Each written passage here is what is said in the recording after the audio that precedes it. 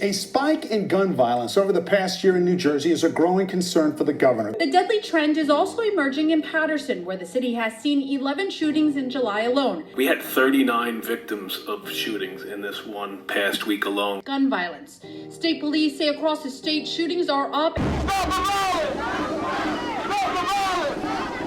Stop the violence! Gun violence is a phrase we hear way too often. Almost every conversation you hear has the words guns or shot and killed in it.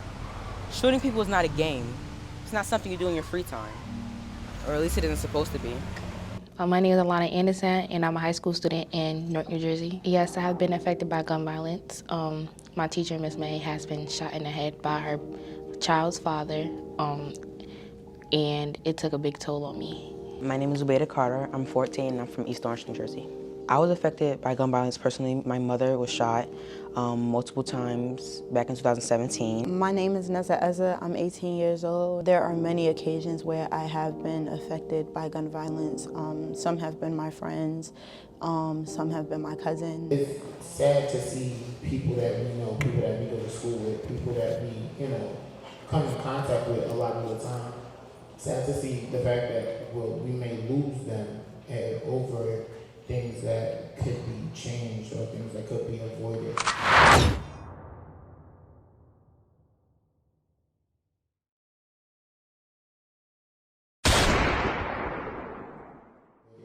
Who would have thought people wouldn't feel safe in their own homes?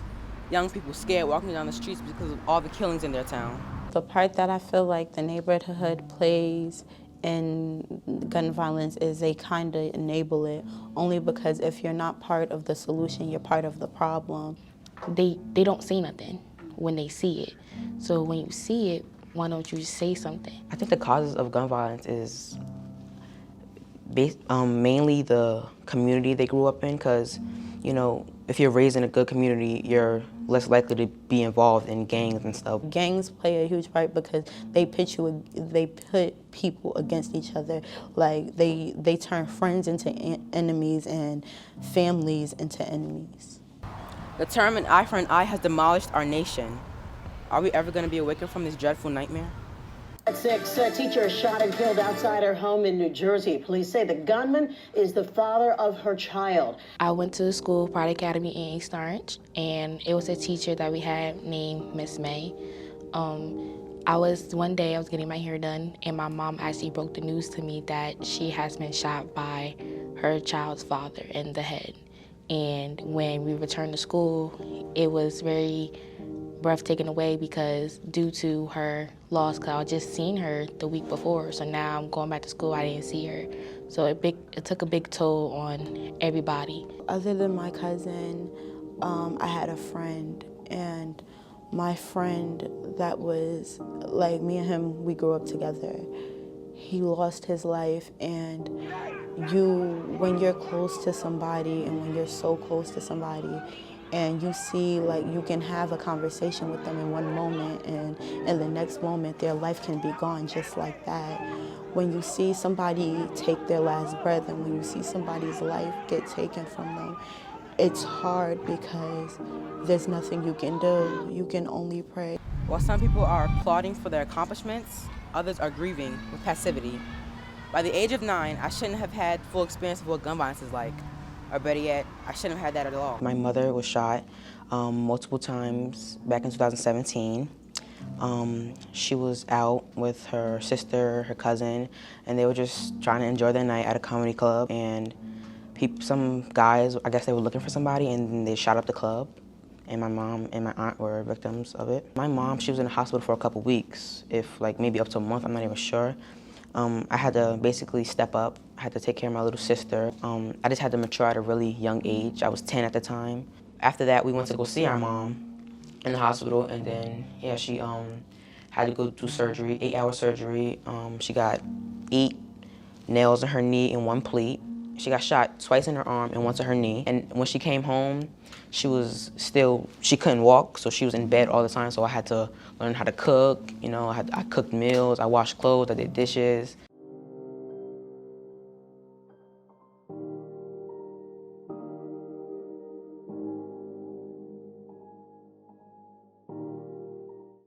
I've seen and written RIP so many times that's become a part of my vocabulary. So from now on, I'll put myself on confinement so the next bullet doesn't end up in me. I think what can be done is to stop gun violence is like, you know, try to talk to them, you know, try to take young kids off streets, not, you know, try to run down on them and arrest them because that's affect them even more. You mentioned Mayor Green, and we've seen around the country there are a lot of cities who are dealing with upticks in crime, and East Orange is not. Could you share some of the reasons and some of the things that you think are working in East Orange that are causing crime, the crime reduction at such a seat? Look, one thing we're very proud of, and I have to kind of reflect back on our police department. Many of them, I'm gonna say close to 75%, maybe a little more. Most of those men and women are from East Orange. And our police department is engaged in our community, right? And not only that, when other cities went through that uptick, right, in terms of what happened to George Floyd and other people, Breonna Taylor and Tamir Rice, if you notice in the city of East Orange, we didn't have that problem. But the number one thing I was so proud of, Jamila and LaDonna and Mayor's Office of Employment and Training in my office, when those young people came to me and said, hey, Mayor, we want to do a march here in the city of East Orange. I didn't have one reservation about allowing our young people to have that voice, to protest, because you should. You should always fight for what's right. And not only that, our police department joined hands. To stop gun violence, you have to limit the access of guns. There's a gun buyback program we're having this Saturday from 10 a.m. to 4 p.m. It's going to be at New Mission Baptist Church, that's Warmington and Grove Street. If you have any questions, you can always call the police department. They may have it on the city's website as well, but they are giving up to $250 per weapon. No questions asked. Or to that location. Again, the gun buyback program that we're sponsoring here in this city. What I think could be done to stop gun violence is basically when you speak to kids, you can't speak to them like you're their authority. You have to speak to them like you understand, even if you don't, because coming as a kid, as a teenager, I know that if you speak to me like you're older than me, it's just gonna go one ear and out the other. But if you speak to me like you understand, like if you really get deep with me, then I might just listen. My number one goal is, as this mayor, is to make sure that none of y'all young people have to think about any crime going on in my city at no time. I want y'all to go, get your education, and enjoy the city that you live in.